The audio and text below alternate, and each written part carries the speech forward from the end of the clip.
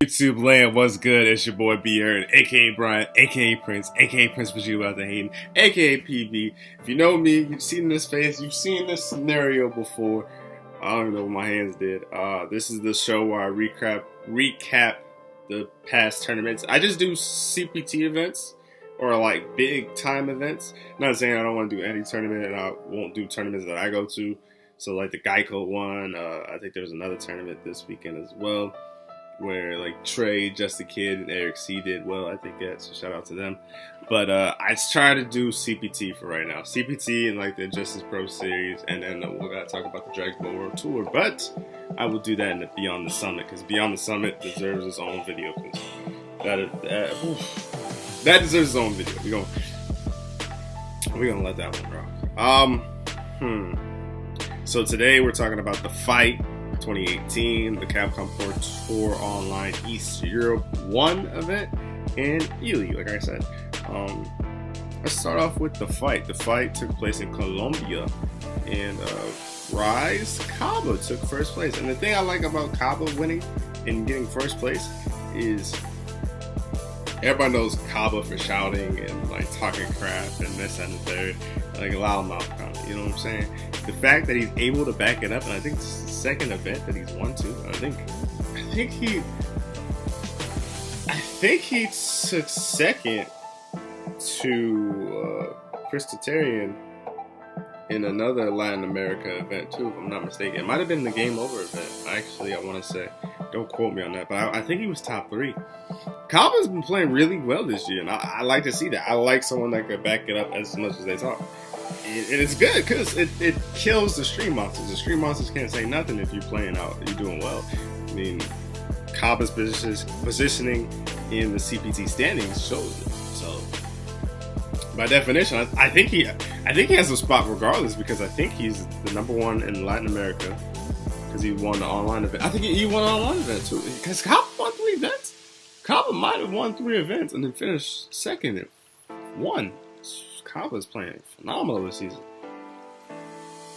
And and I think he's the like clear cut, can't speak today, leader in first place for Latin America. So shouts out to Kaba.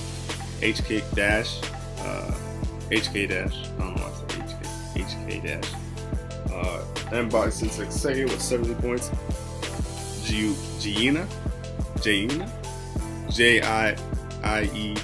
I'm sorry, I didn't get a chance to really watch and stream commentary, so I couldn't like hear the pronunciation of some of these names. Took third with Akuma, getting 40 points for himself. Doom Snake 507 with Vega taking 4th place, getting 20 points for himself.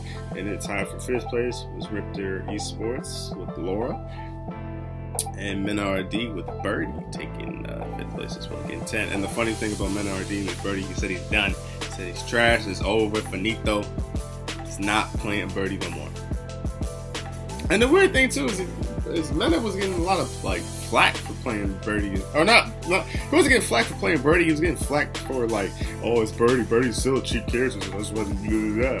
But then Menard was like, look, show me what you could do. Show me what you could do with this character, and we'll see who's talking and stuff like that. So, Menard, he's always said he had a pocket Akuma, and really, it does seem like, it honestly seems like the top 5 right now that I can think of off the top of my head, like, or maybe, hold on, maybe 7, because it's like, if you don't have like a Cammy, a Guile, a Akuma, Abigail, Manat. I feel like there's one more character I'm missing. That's like the upper echelon. That if you don't have that character, you're not doing well in season 3.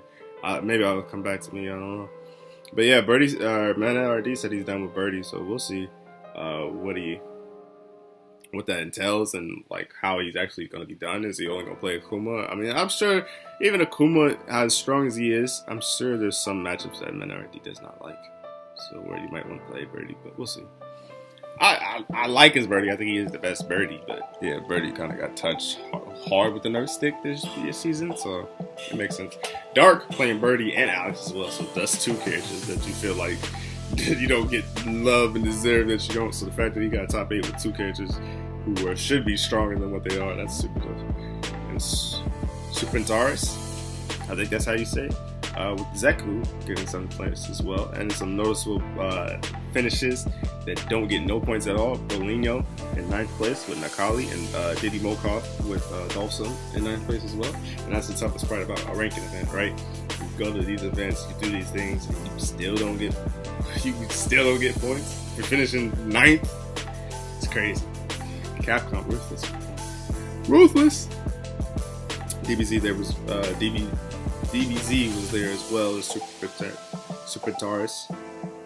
Took first place with Cell 16 and Vegeta, and I feel like that's the meta with freaking is the meta with Dragon Ball too, right? Because I mean, name a team that doesn't have a 16 Cell, Vegeta, Kid Buu. There's one more character. 16 Cell, Vegeta, Kid Buu, and Bardock. Yeah, it's very rare that you'll see a team without those 5 characters. The Europe scene. Let's talk about the Europe online. I did enjoy the commentary for what I was able to hear. And the craziest thing about the Europe scene in the online event is there was a Fang and Laura in winners finals. Like, what? A Fang and Laura in winners finals, especially in season 3.5, which you don't see at all. Swag Skeletor took first place with his Fong, and Duactic took second place with Yuri and Sakura. Dr. Gulag took third place with Laura. Colder took fourth with Balrog. Shady fifth, and Mamonas took fifth as well with Abigail Urian for Shady, and Momus with Alex. Sunmate took seventh with Birdie.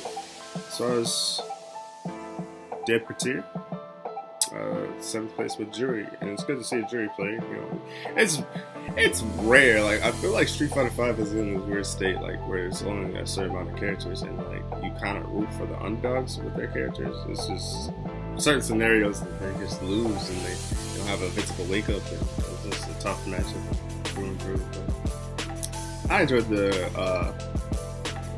enjoyed what I watched and stuff like that, and it was a good online event.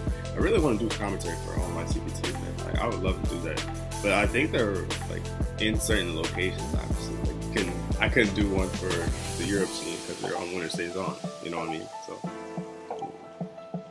and then speaking of Winter Stays On, Cody, they had a showcase this week with this past week, with Cody, and I thought he looked okay. You know what I'm saying? That some people were using like reusing emotions, and like I think he had like one of Zeku's punches.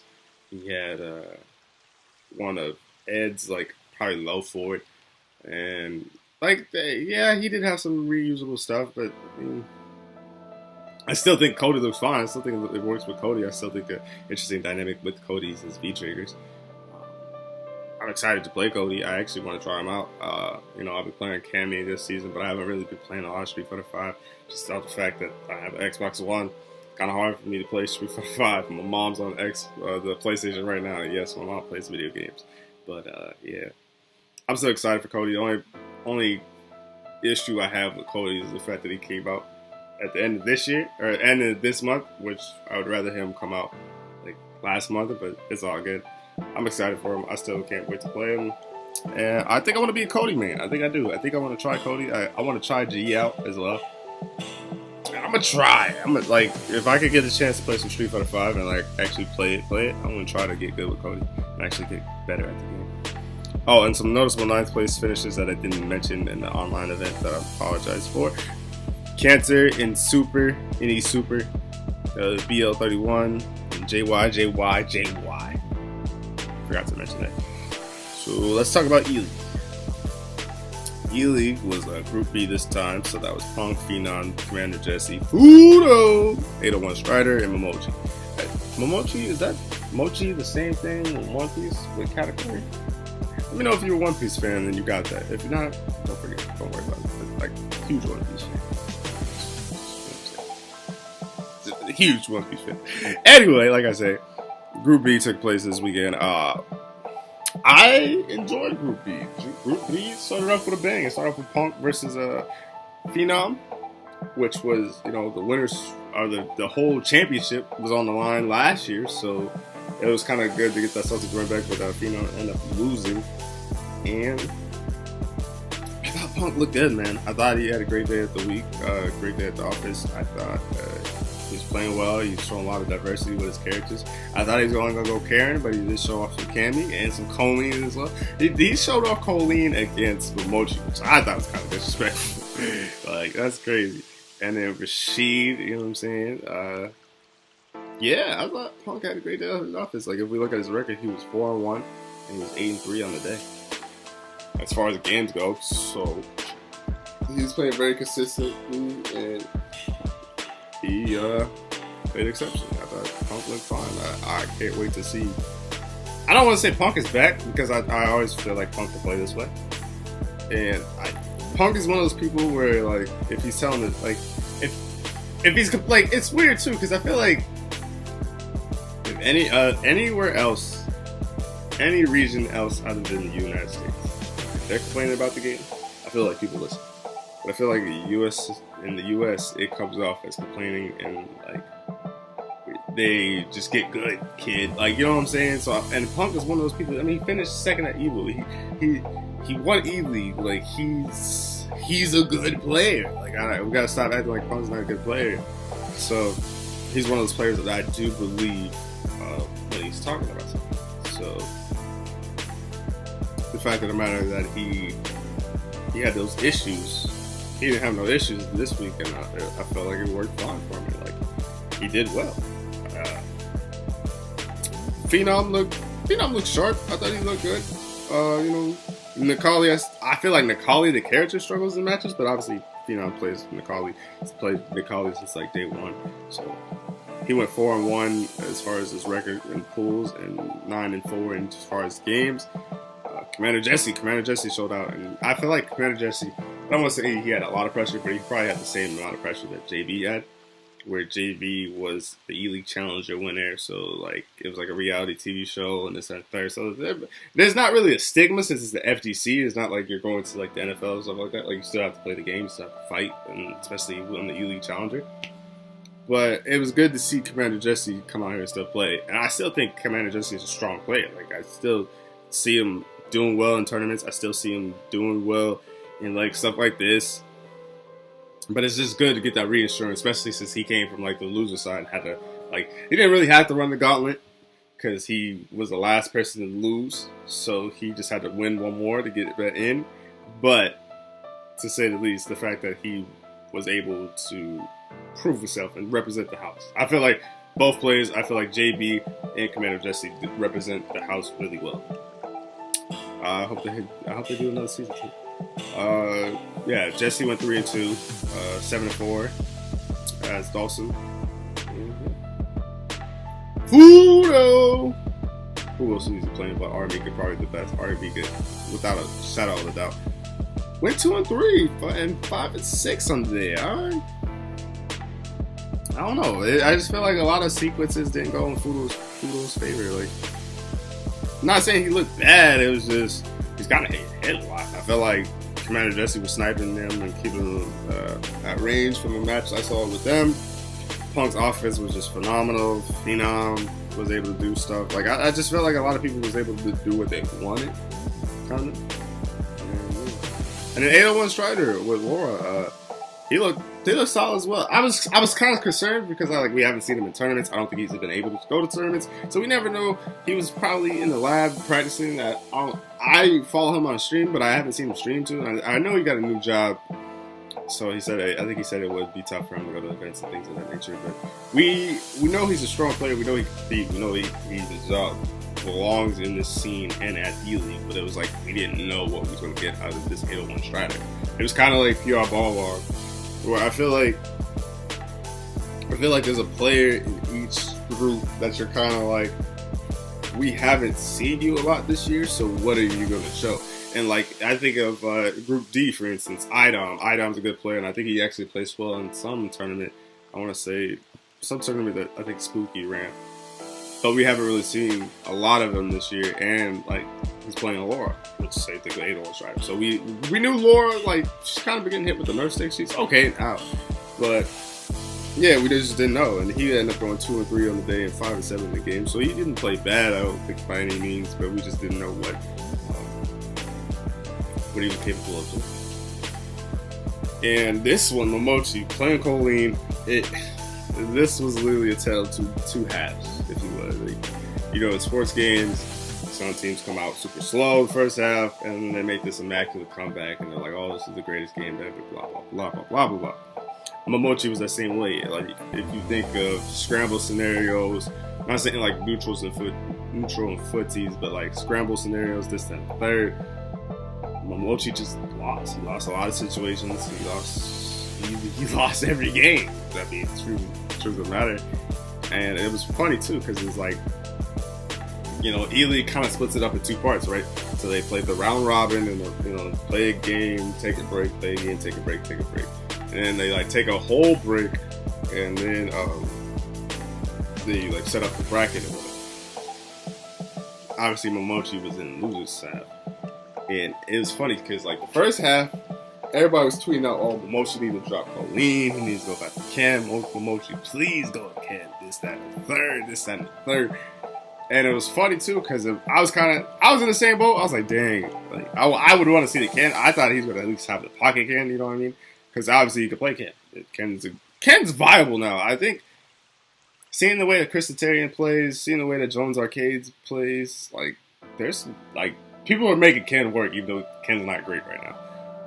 So I thought Momochi was going to bring it out, especially losing a lot of matches that he did. But he never brought it out. He stuck with Colleen. And I think this is the true testament to the player and his skill set, is that he stuck it out even though he was losing. So the fact of the matter that he stuck it out even though he was losing, ran the course in the playoff, in the tournament bracket to get to the playoffs. Like, that, and it's funny too, because I think even Event Hubs was like, yo, was he sandbagging? Like, they had to make an article because it's like, you lost every match at the beginning, but then you just made this immaculate comeback. And I think a lot of the games he won was like 3-0, 3-1, and things of that nature too. So it was just like, whoa, like, wow. Mochi's the truth, man. And they were both Echo Fox boys made it out of ELeague, and there's 3 Echo Fox players in the playoffs, so that's going to be interesting. And I love the fact that the playoffs are kind of keeping it short and simple. So Tokido versus Punk is the first match on winner's side. Ooh. And then Dogra versus Momochi on loser's side. Playoff ELeague is looking and sounding crisp as ever. Oh my goodness, that sounds so good. A lot of money at stake. And, you know, I've been thinking too, I wonder if Tokido could actually do the trifecta. I think if anyone could, whoever wins ELeague might be able to do the trifecta. So, like, out of these 4, my favorite would be Tokido, right? Tokido could win EVO. He could win ELeague and Capcom. That's gotta be the Triple Crown, right? Like, that's gotta be the Triple Crown, right? I think it's the Triple Crown. It's gotta be Triple Crown. And then, Justin Wong was there. He filled in for the lady, I think her name is Michelle. I'm sorry if I'm butchering it. But he filled in for her. And I don't think he did the hosting part, but he was just the analyst. And the fact, this is the thing that makes me jealous as a commentator, right? I, as a player, will never be as good as Justin. It's just like I'm black. Like, it's just one of those things in life that I'm handling with and I'm dealt with. I'm okay with that. But the fact that he can hide insight and show you for a player's mind and mindset of things he's going in, I thought he did great. And also, like, it makes me nervous because it's like, I would never have that. I would think like that, but I would never have it to where, like, I actually think like that. And I actually commentate like that. And I actually analyze like that. Because that's the player. You're inside of the player. You need different perspectives to understand. You know what I'm saying? Like, it's almost like, think football. a coach on the field is not going to be able to see what a coach in the stands or bleachers or the press box is going to be able to see.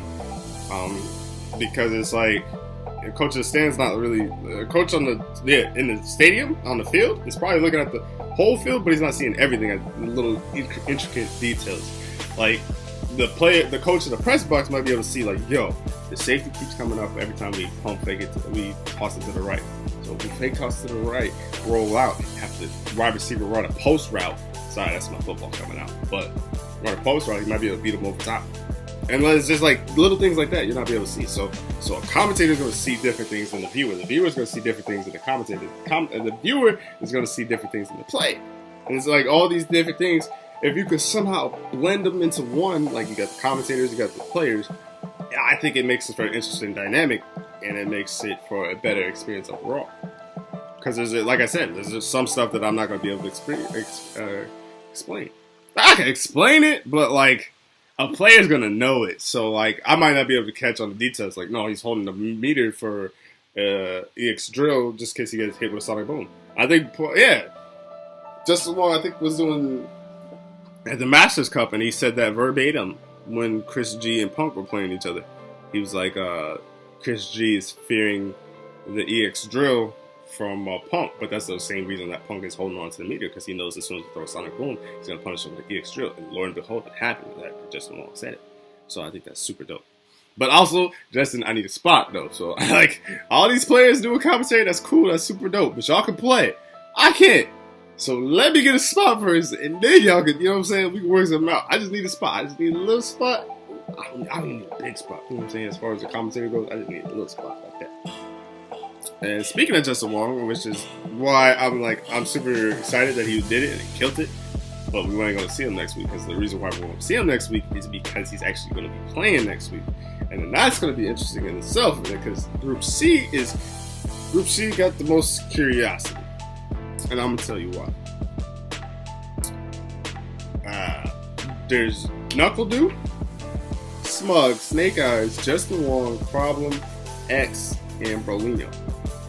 And the problem with Group C, see what I did there, is I honestly, like Group B, I don't want to say there was people I'd be surprised if they made it out, but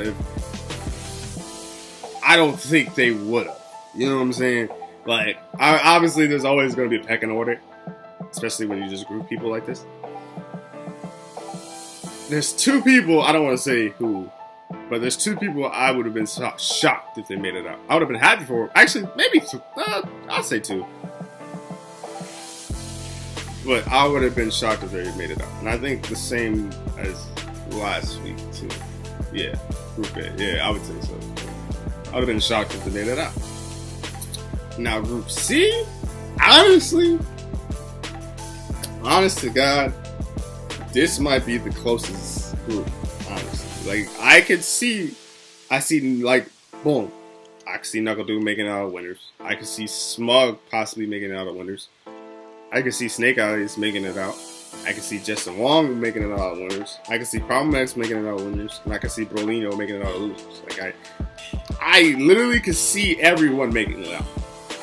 So, my prediction? Oh, yikes. Because it's like, and then another thing, too, is like, I've been thinking that there's always going to be at least like one wild card. I thought 801 Strider was going to play somebody different. Nobody, I guess Punk with Rashid and Colleen, he was the one to play somebody different, which Punk could play the whole roster if he really wanted to. So I guess it's not too much of a surprise. But like in Group C, I see Knuckle Dude playing Guile, Cammy, and like Mika. Like that. Oh, fun fact too, real quick. That's who I want to name. Like those three specific. Smug's gonna play Balrog. Snake Eyes is probably gonna play Zangief with a little bit of Akuma. Snake Eyes might be the wild card in this. I think he might have a pocket character that he's been working on. Because Snake Eyes, he's been playing so well as far as like Zangief goes, but not well where he could. You know what I'm saying? And Snake Eyes is one of those players that he could be back to top like if he really wants to, and like, but it also depends on tournaments. That's the interesting thing about tournaments, because it's like it just depends on who you play on that, who you play that day, who anti-airs that day, who whiff punishes perfectly, and all that stuff. Just Wong, he's probably gonna play Monat, maybe Falk, because I really don't think that no one's Falk is out here like that. I think Oil King had a Falk though, if I'm not mistaken. Problem, Bison and Abigail, Bolino, Nakali. So if I had to make a prediction, you know,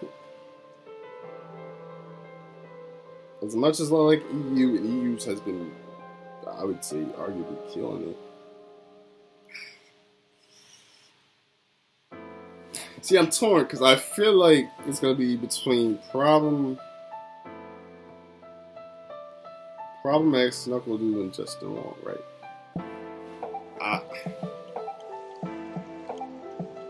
You know what? I'm gonna split it up. I think Knuckle Dude comes out of winners, and then Problem comes out of losers. I'm gonna say that. I'm gonna say that for my prediction. We're gonna go with it. We're gonna go with it, chat. We're gonna go with it. Alright, now it's time to talk about CPT standings, you know what I'm saying, your weekly update, things of that nature. Tokido! Actually, there's no change whatsoever through the first 1 through 10. So it's Tokido, Infiltration, NL, Fujimara, Knuckledu, Berlin, Oil King, Daigo, and Justin Wong and Cien.